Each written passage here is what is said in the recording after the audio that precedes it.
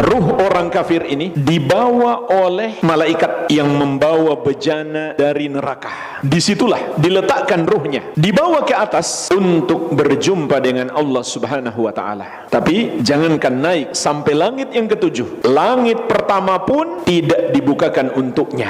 Rasulullah SAW membaca surat Al-A'raf ayat 40 tentang mereka yang tertolak di pintu langit. Innalladzina kadzabu biayatina wastakbaru anha la tufattahu lahum abwabus sama wa la yadkhulunal jannata hatta yalijal jamalu fi sammil khiyat. Sesungguhnya orang-orang yang mendustakan ayat-ayat kami dan menyombongkan diri terhadapnya, tidak akan dibukakan untuk mereka pintu-pintu langit, dan mereka tidak akan masuk surga sampai onta bisa masuk ke lubang jarum. Artinya mustahil mereka masuk surga. Allah sudah tetapkan mereka kekal di dalam neraka. Jadi dalam ayat ini disebutkan ditutup untuk mereka pintu-pintu langit, tidak akan dibukakan untuk mereka pintu-pintu langit. Artinya tidak dibuka beneran karena Allah benci untuk berjumpa dengannya. Meskipun ayat ini juga memiliki makna yang kedua, penafsiran yang lain, dan makna ini juga benar, yaitu maksud tidak dibuka pintu-pintu langit untuk mereka adalah amalan-amalan mereka tertolak. Sebab setiap amal soleh kita naik kepada Allah Subhanahu wa ta'ala, sebagaimana dalam surat Fatir ayat ke-10, ilaihi yas'adul kalimu tayyib wal amalu solih yarfa'uhu. Kepadanya lah, kepada Allah Subhanahu wa ta'ala, kalimat yang baik itu naik dan amal soleh dia angkat kepadanya. Maka semasa hidup juga ditutup pintu langit untuk mereka, yaitu amal soleh mereka tidak naik kepada Allah Subhanahu wa ta'ala. Kenapa? Karena terhalangi oleh dosa-dosa kekafiran yang mereka lakukan. Inilah bahaya perbuatan dosa kekafiran. Dan di ayat ini, di surat Al-A'raf ayat ke-40, Allah Subhanahu wa ta'ala menyebutkan secara khusus dua dosa kekafiran. Innalladzina kadzabu biayatina wastakbaru anha. Sesungguhnya orang-orang yang mendustakan ayat-ayat kami dan menyombongkan diri terhadapnya. Apa maknanya jemaah sekalian? Lalu apa bedanya mendustakan dan menyombongkan diri? Mendustakan itu, contoh orang yang mengatakan jilbab itu bukan ajaran Islam, hanya tradisi orang Arab, tidak mengakui itu sebagai ajaran Islam. Maka itulah orang yang mendustakan ayat-ayat Allah Subhanahu wa ta'ala. Sedangkan menyombongkan diri, dia masih mengakui itu ajaran Islam, tapi dia mengatakan sekarang sudah nggak relevan. Betul, waris itu ajaran Islam, tapi zaman sekarang sudah nggak relevan. Begitu pula hubungan sesama jenis, homoseksual, LGBT, itu memang dilarang dalam Islam, tapi sekarang sudah nggak relevan, sudah patut disahkan nikah sejenis. Maka dia adalah orang yang menyombongkan diri. Maka kata Allah, tidak